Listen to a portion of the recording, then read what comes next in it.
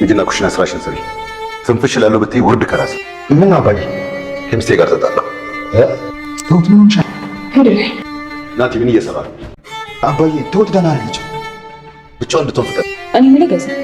ቆይ ቀጣይ ማስበው አሁን ማሰብ እንችላለን ነገር ብቻ። እሱም ያቺን ሴትዮ ወደ ቤት መመለስ ብቻ። ይሄን ቤት መፈተሽ ፈልጋለሁ። መፈተሽ? አዎ ትፈትሻለህ፣ ግን ሁለተኛ ቤቴ ሳታጓጓ እንዳትገባ። ይኸውልህ ናቲ፣ የማንን የመንደር አልባልታ ወሬ እየሰበሰብክ እኔን አትበል። መልግባላት። ትሁት እስካሁን እዚህ ሆነሽ እያለቀሽ ነው?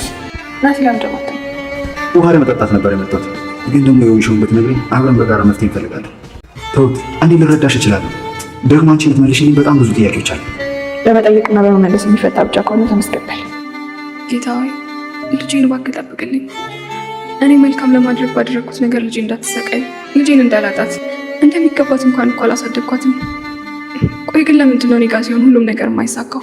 በጥሩ ሳክቶች ሁሉ መርምሮ እናቱን አለመኖር አረጋግጧል። ስለዚህ በቶሎ ብለን እናቱን በእጃችን አስገብተን ማሰናበት ነው።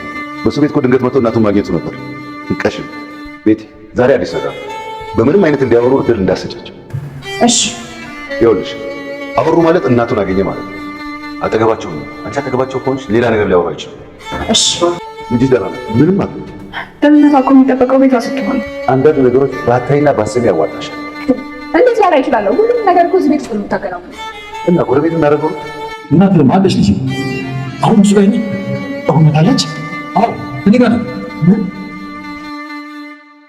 የምለው ይገባችኋል አይደል? አዲስ የውጭ ዓለም እኛን እንዲያውቀን የማድረግ እድል ነበራቸው። የእኛን ጠባሳ ለራሳችን ብቻ ነው ማሳየት የቻሉት።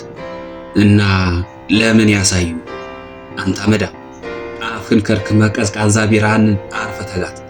ገና ለገና አንድ ሁለት ቢሸከሸኩ አንድ ፍሬ አንድ ቁም ነገር ጠብ የማይላቸው መጽሐፎች ታተሙልኝ ብለህ ራስህን አዋቂ ለማስመሰል ታላላቆቹን ደራሲያን በግድ እኩያ ለማድረግ ታዋርዳለህ። አመዳ ታልሚድ ለባዶ ወንበር በውስጡ ይናገራል። ራስህ ያዋረድከውን ስራህን የሚያከብርልህ የለም። የጸጋዬ ገብረ መድኅንን ግጥሞች እዩዋቸው። ራስን ለማግዘፍ በሚገቡ የማይገቡ ቃላትን የተሞሉ ናቸው። ከዚህ ቀጥሎ ለጆሮው የሚከብድ ቃል ተናገረ። ሁለቱ ሰዎችም እንጥላቸው እስኪታይ ሳቁበት። አንተ ቀፋፊ ሰውዬ፣ ጸጋዬ እኮ የኛ ሼክስፒር ነው።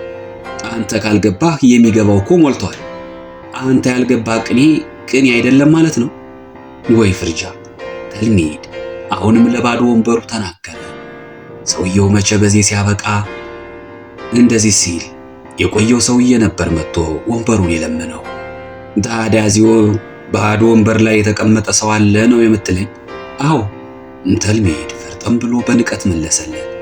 ሊያውም አንድ ሰው ብቻ አይደለም የተቀመጠበት፣ ሞተው የማይሞቱትን የሀገሬን ታላላቅ ሰዎች ጨምሮ በዓለም ዙሪያ ያሉና የሌሉትን ታላላቅ ደራሲያንን ጨምሮ እዚህ ወንበር ላይ ያልተቀመጠ የለም። ዶስቶቭስኪ ብትል፣ ቶልስቶይ ብትል፣ ጎጎል ብትል፣ አዲስ ዓለማየሁ ብትል፣ ፑሽኪን ብትል፣ ጸጋዬ ገብረ መድኅን፣ ብርሃኑ ዘሪሁን፣ ፍሮስት ብትል፣ ሼክስፒር፣ ከበደ ሚካኤል ብትል ምን አታከተ? በሕይወት ያሉትና የሌሉ ታላላቅ ጸሐፍትና የሐሳብ ሰዎች እዚህ ፊቴ እየመጡ ይቀመጣሉ። አንድ የረሳሁት ግን መረሳት የሌለበት ታላቅ ሰው ልጨምርልህ፣ ዳኛቸው ወርቁ። እሱም እየመጣ ይቀመጣል። ባለፈው መቃብሩ ወደሚገኝበት ቦታ ሄጄ ፎቶ ተነስቻለሁ። ደብረ ሲና ተልሚድ ንዴቱ በሳቅ ይወጣለት ይመስል ሰውየው ላይ ያፈጠጠ ሳቀበት። ሰውየው ግን እንደ እብድ ቆጥሮት ትዕቢትና ንቀት በተቀላቀለበት ዝምታ ወደ ቦታው ተመልሶ ይዘረጥጥ ገባ። ብርሃኑ ዘሪሁንስ ቢሆን ደራሲ ነኝ ሊል ነው። አርፎ የተግባር ዕድ ስራውን በቀጠለ ይሻል ነበር። ዳኛቸው ወርቁስ ቢሆን ያው የጸጋዬ ገብረ መድኅን ቢጤ ነው። ቋንቋ በማክበድ ግራ በማጋባት ኧረ ዝም በል። እነዚህ ታላላቅ ሰዎች እንደዚህ ሊዋረዱ አይገባቸውም። ተልሚድ ከቦታው ተፈናጥሮ ተነስቶ ወደ ሰዎቹ እየጮኸ ተራመደ። በድንጋጤ ተመለከቱት። በጠቋሚ ጣቱ አይኖቻቸውን ለመብጣት እስኪደርስ ጣቱን ገትሮ የአንገቱን ስር እንደ በገና ክሮች ወጥሮ አይኖቹን አይኖቻቸው ላይ ቸንክሮ ኧረ ምን አይነት ዘመን መጣ! ሰውን በግድ እኩያ ለማድረግ ማቅለልና ማቃለል። እርግጠኛ ሆኜ የምናገረው የጠራሃቸውን ሰዎች ስራዎች አንብበህ ያላጣጣምክ መሆኑን በግልጽ ያስታውቅብሃል። እርግጠኛ ነኝ ከጸጋዬ ግጥሞች አንዱንም አላነበብክም። ብታነብ እንዲህ አትልም ነበር። የማያነብ ደራሲ ሳይታረስ እህል እንደወደቀበት ጠፍ መሬት ነው። ሰማኸኝ? የማያነብ ደራሲ ዋግ እንደመታው እህል ነው። ቢወቅቱት ብቅ እንጂ ፍሬ አይገኘውም። እስኪ ከጸጋዬ ስንኞች አንዱን በልልኝ። ሰውየው ስንኝ ሊመዝ አልቻለም። አይኑን አፍጥጦ ቀረ። ያቺ በሌላው ሀገር የምትጣድፈው የምትፍለቀለቀው የምትንቦለቦለው ሕይወት እዚህ እፎይ ብላለች በእርጋታ። በዝግታ ታማለች። በተገማሸረ መስክ ውስጥ እንደሚብሰከሰክ ውሃ። እስኪ እነዚህ የሚያብሰከስኩ ቃላት ከየትኛው የሀገራችን መጽሐፍ ውስጥ ነው የሚገኙት?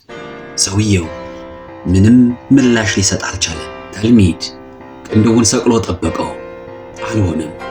በብሽቀት ተንከትክቶ ሳቀና ይህ ትውልድ እስከ መቼ ሲናናቅ እንደሚኖር አይገባኝም። አይከኖቹን በመቀርጠፍ ፈለጎቹን በመመድመድ ያለፈውን ሰርጅቶ በመጣል የበለጠውን ሁሉ ዘርጥጦ በግድ እኩያው በማድረግ ኢትዮጵያዊ አንደኛ የሆነ ነው። እንዳንተ ላለው በእርግጥ ጥፊ እንጂ ክርክር አያስፈልግም ነበር። ተልሚድ ብዙ ሊናገር አስቦ መልሶ ተወውና ወደ ቦታው ሂዶ በቢራው ቁጣውን ገረገጨው። ሰውየው ምንታፍረቱን ትክክል እንደሆነ ለጓደኞቹ ለማስረገጥ ታዲያ ስነ ጽሑፉን አተቹ ነው የምትለውን አለቃ ሲል ድምፁን ከፍ አድርጎ ተናገረ። መጀመሪያ ሳታነብ መቼ አነበብክ? ለነገሩማ ስለ ስነ ጽሑፍ እያወራችሁ በመሆናችሁ ልትመሰገኑ ይገባል። ግን በዚህ መልኩ መሆን የለበትማ። ሂስህ ሙያዊ ቢሆን ለጓደኞችህ ሕጸጹንና ምልአቱን ስትነግር ብሰማህ እኔ እንኳ መጥቼ ቀላቅላችሁ ነበር። ግን መቼ አነበብክ? ከደራሲያኑ ስም በቀር የሰሩትን እንኳ መቼ በቅጡ ታውቀውና? አይ እንግዲህ አፍህን አትክፈት። ሰውየው ለድብድብ ተጋበዘ። ሁለቱ ጓደኞቹ ክንፍና ክንፉን ይዘው ባያስቀሩት ኑሮ ተልሚድ ላይ ዘሎ ሊከመርበት ነበር። ተልሚድ ግን የቁጣም ሆነ የፍርሃት ምልክት ሳያሳየው ዝም አለው። ንቆ እንደተወው ሲገነዘብ ሰውየው የበለጠ በሽቆ ተገለገለ። በዚህ ጊዜ ተልሚድ ከተቀመጠበት ተነስቶ ቅድም የለመኑትን ጦሰኛ ባዶ ወንበር በግራ እጁ አፈፍ አድርጎ ወደ እነሱ ሄደ። በፈርጣማ ክንዱ ወንበሩን የላባ ያህል አቅልሎ ይዞ እዚህ ወንበር ላይ መቀመጥ የምትችለው ከወንበሩ የተሻለ ሆነህ የተገኘህ ዕለትን ብቻ ነው።